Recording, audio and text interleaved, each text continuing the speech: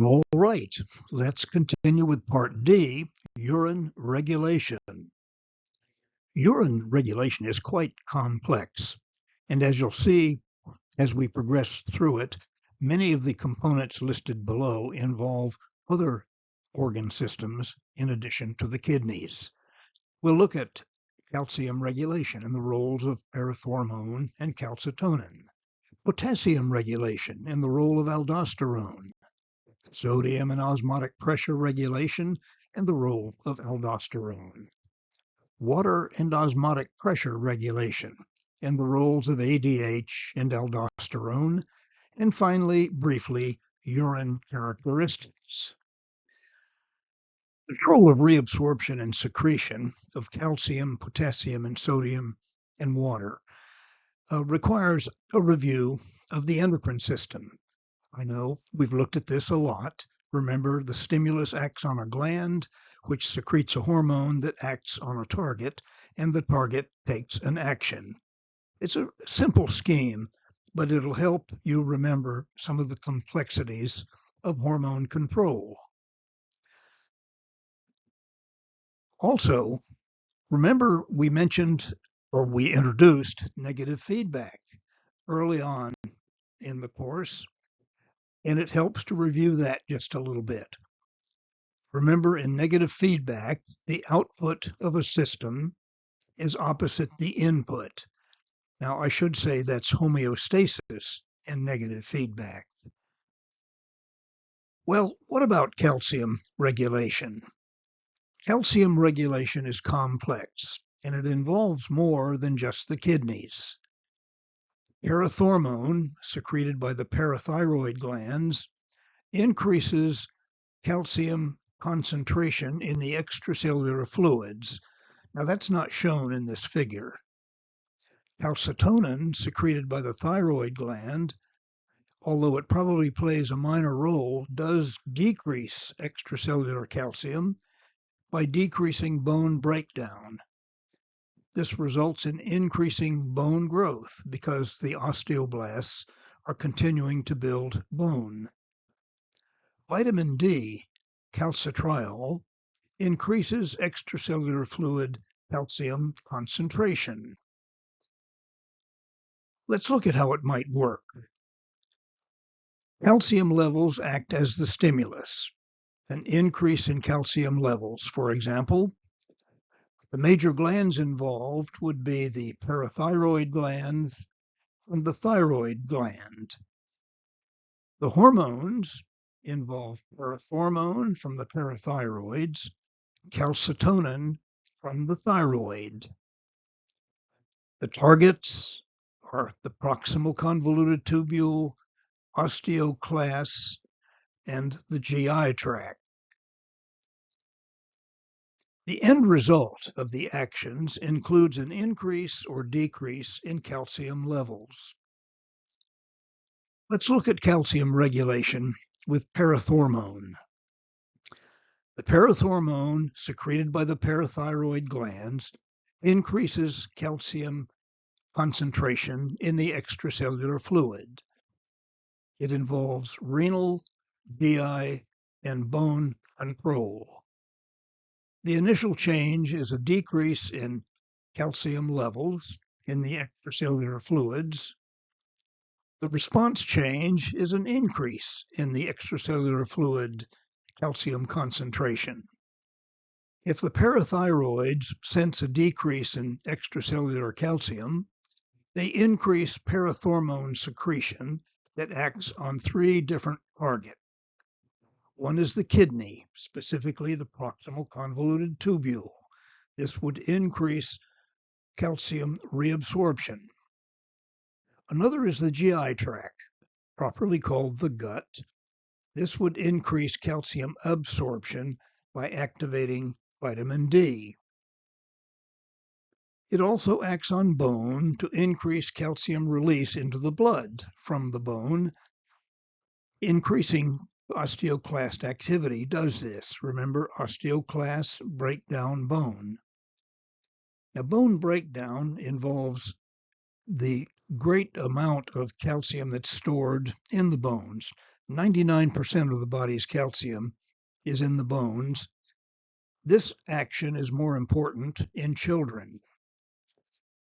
Decreased levels of parathormone have the opposite effect. How about regulation with calcitonin? Well, this mainly involves bone growth. The thyroid gland secretes calcitonin that decreases osteoclast activity. It would decrease bone breakdown and therefore decrease the extracellular calcium levels in the body fluids. If the initial change, however, is an increase in extracellular calcium, the response change would be a decrease in the calcium levels. Meanwhile, osteoblasts are continuing to build bone by removing calcium from the blood. Decreased levels of calcitonin would have the opposite effect. How about calcium regulation with vitamin D? The main function is to raise blood calcium and phosphate to sufficient levels for bone growth and cell regulation. Vitamin D is produced in the skin by sunlight, changed to its active form calcitriol by 2 steps. Step 1 occurs in the liver, step 2 in the kidneys. This is the step controlled by parathormone. Vitamin D is involved in renal, GI, and bone control, similar to parathormone control. If the initial change is a decrease in extracellular calcium, the response change is an increase in extracellular calcium. Vitamin D production causes an increase in calcium absorption from the GI tract. It requires an interaction with parathormone. This is one of the main functions. Decreased levels of calcium reabsorption from the proximal tubule. This is a weaker function. It also would increase calcium release from blood into the blood from bone by increasing the activity of the osteoclast, and this is another rather weak role. Although bone breakdown seems contradictory to the role of vitamin D in building strong bones, the availability in the blood provides calcium for the osteoblasts to use to build bone. Decreased levels of vitamin D has the opposite effect. What about potassium regulation? Aldosterone is involved. Aldosterone increases the secretion of potassium. Decreased levels of aldosterone have the opposite effect. Rapid increases in potassium levels make nerve and muscle tissue more excitable. This is due to increased intracellular potassium. Less negative interior of the cells results because potassium is a positive ion. Higher graded potentials result. That is, the graded potential is closer to threshold. This can be very dangerous. It can cause cardiac arrest. Details of potassium control will be discussed shortly. Sodium regulation is also involved with aldosterone. Aldosterone increases the reabsorption of sodium. Decreased levels of aldosterone, therefore, would have the opposite effect. Sodium control is also discussed in some detail shortly. Let's look, though, at concentration and dilution of urine to set a framework for our discussion coming up. If the body fluids are too concentrated, this would be due to decreased water intake or increased solute intake. The response would be to increase water reabsorption. This decreases solute reabsorption, and the result would be more solute is excreted in from the kidneys. Less water is excreted. The kidneys, in this way, conserve water. What about the opposite, urine dilution? If body fluids are too dilute, this might be due to increased water intake or decreased solute intake. The response would be to decrease water reabsorption and increase solute reabsorption. The result is more water is excreted. Less solute is excreted. Kidneys, in so doing, conserve solute. Regulation of water and sodium is essentially an osmotic pressure regulation. We will look at the role of ADH and aldosterone in osmotic pressure regulation. ADH initially acts on water concentration to regulate osmotic pressure. Aldosterone initially acts on sodium concentration to regulate osmotic pressure. ADH is produced by the hypothalamus and secreted by the posterior pituitary gland. Remember, these two are functionally one gland. Aldosterone is secreted by the adrenal cortex gland. Remember, extracellular fluid includes blood. Water and sodium regulation, as you'll see, are closely linked. The steps in understanding these complex processes start with comparing the initial and response change involving osmotic pressure. Next, determine the components of hormonal control that are shown in the figures. I know we keep showing this diagram, but it's very helpful under certain circumstances. Remember, the stimulus acts on a gland, the gland secretes the hormone that in turn acts on a target, and the target does something. Finally, note the relationship between osmotic pressure and sodium concentration and its effect on water. Let's look at ADH, and we'll see what it does with urine concentration and dilution. First of all, an initial increase in osmotic pressure would result in a response decrease in osmotic pressure back to normal. We'll see the comparison, the components of hormonal control. They include the gland, the hypothalamus, the hormone, ADH, the target, the distal and collecting tubules, and the action to increase the reabsorption of water. The relationship between osmotic pressure and sodium concentration is shown. If there is an increase in water concentration, that says there must be a decrease in the concentration of sodium. If the concentration of sodium decreases, that means the osmotic pressure of the extracellular fluid decreases, because remember, osmotic pressure is proportional to the solute concentration. However, what does that do to the characteristics of the urine? Well, if more water is reabsorbed, less water would be excreted, and the urine, therefore, would be more concentrated. Water has been reabsorbed, less water is in the urine, more solutes, that is, a concentrated solute. The reverse of these steps is shown in parentheses.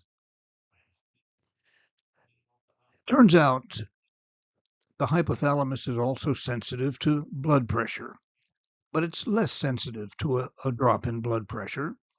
However, when that happens, the ADH is secreted and it increases vasoconstriction, which in turn would raise the blood pressure.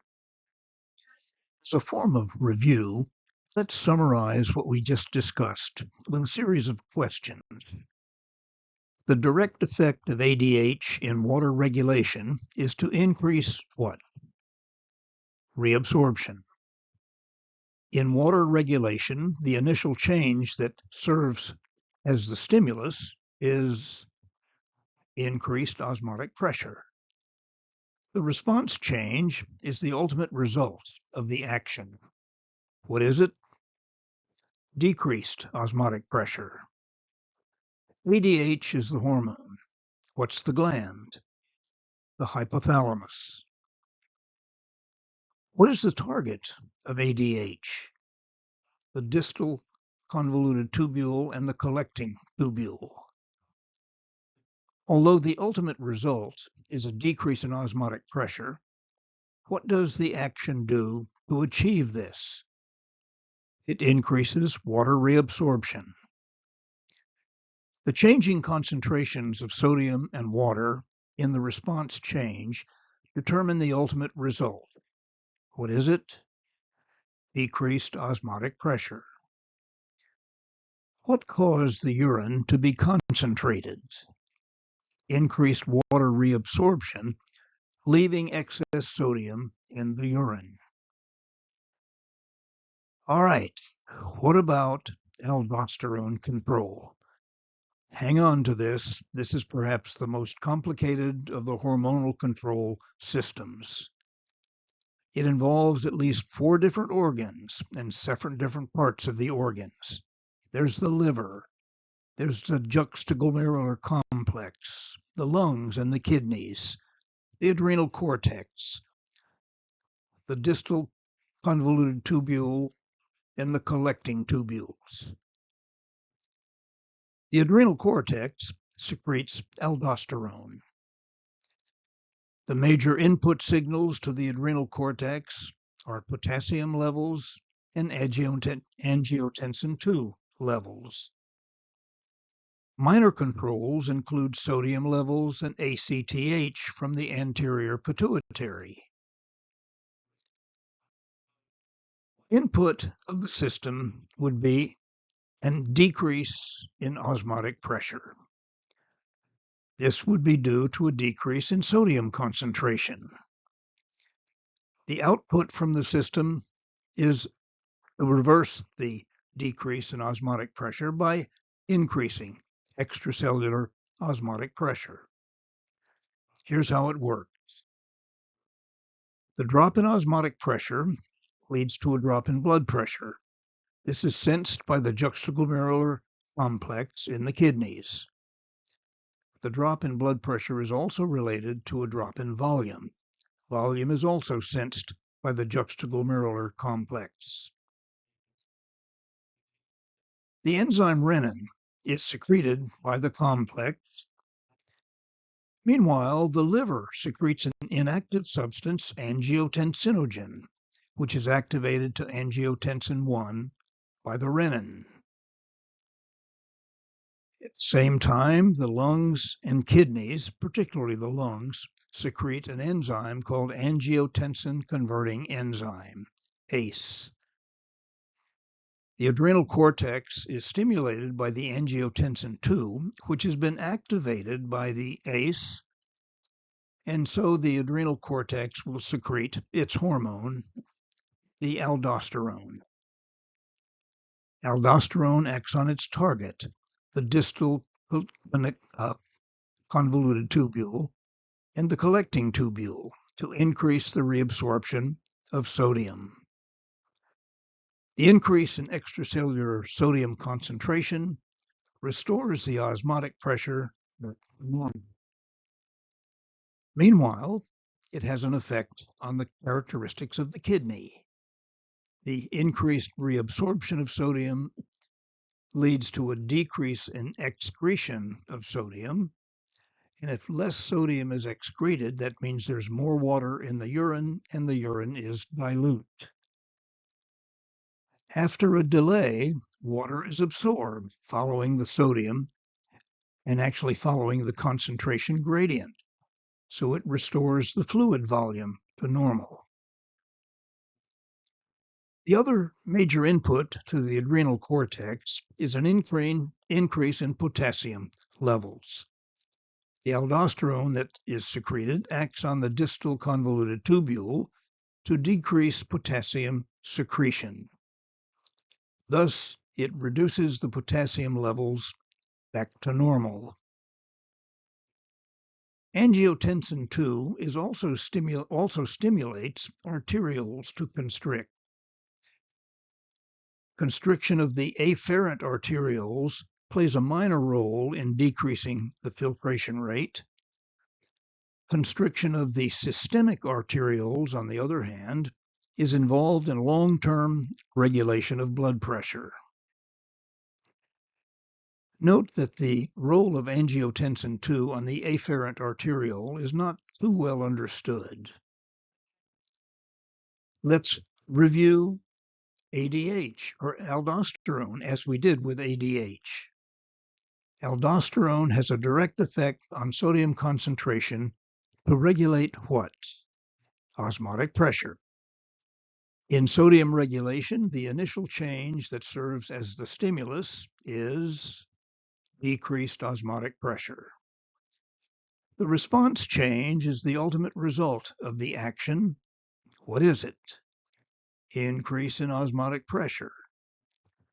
Aldosterone is the hormone. What's the gland? The adrenal cortex. What is the target of angiotensin II? The distal collecting convoluted tubule and the collecting tubule. What is the specific action of aldosterone? Increase sodium reabsorption. What is the role of sodium in the response change? It increases osmotic pressure. What caused the urine to be dilute? Increased sodium reabsorption, leaving excess water in the urine. How does aldosterone affect water reabsorption? By reabsorbing sodium, the interstitial osmotic pressure increases, creating a stronger gradient, and the water will follow. Let's look at some of the characteristics of urine. The color is mainly yellow due to urochrome, a bile pigment. The pH, wide range, 4.6 to 8, roughly. The average pH is 6. Specific gravity is the ratio of the density in grams per milliliter of a substance to the density of water. Water has a specific gravity of 1. Urine ranges from 1.001 to 1.028. The grams of solute in the urine is estimated by multiplying the last two digits by 2.6.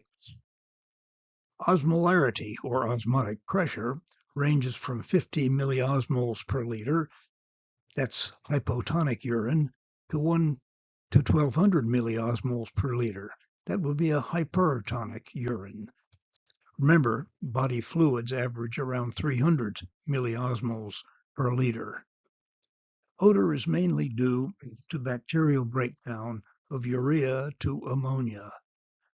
The composition of urea is it's 95% water and 5% solutes.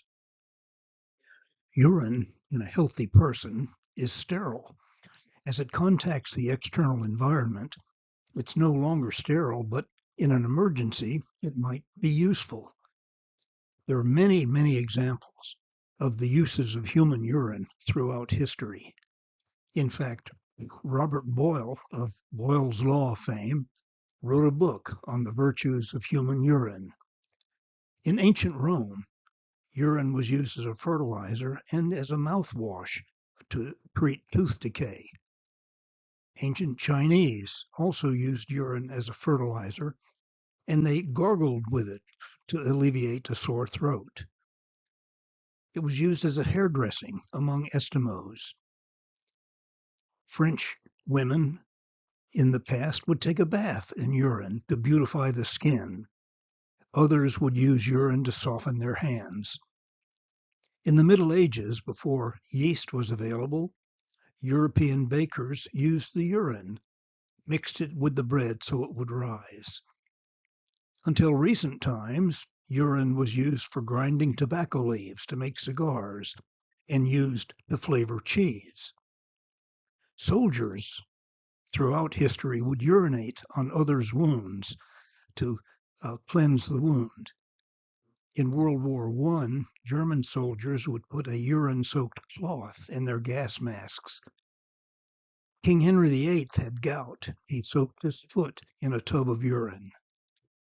And ancient Hindus recognized honey urine from a diabetic person because ants were attracted to it. In Japan, they would rub urine on varicose veins. Even now, there are many medical uses of urine. These have been told to me by students over the years. It's used to treat sore eyes and earache. It's wiped on the lips to alleviate chapped lips. It's used for bed sore treatment and headache. Some described wiping a baby's mouth with the wet diaper to treat thrush, or peeing in a shower, which is good supposedly for athlete's foot. Another told me that if you pee on a jellyfish sting, it alleviates the sting. It's also used for severely chapped hands, and one student was recommended by a doctor to do that and keep her hands wrapped overnight. Urine has been used as a diagnosis. One mother mentioned that she was told by the doctor, did she taste her son's urine, because he was diagnosed with juvenile diabetes. Another student came to me in horror and said, do you know what that doctor asked me to do? He asked me to taste this urine. On his finger, he had dipped it into the urine. There were other uses. I mentioned toughening the skin. One ball player urinates on his hands to make them tough, and he never wears batting gloves. Some woman would wash her face with urine to improve the complexion. In addition to that, one claimed it can be used to tan leather, and someone else said urine is a good antifreeze. And that's a look at Part D under excretion. We're now ready to progress to the last two parts, Part E and F.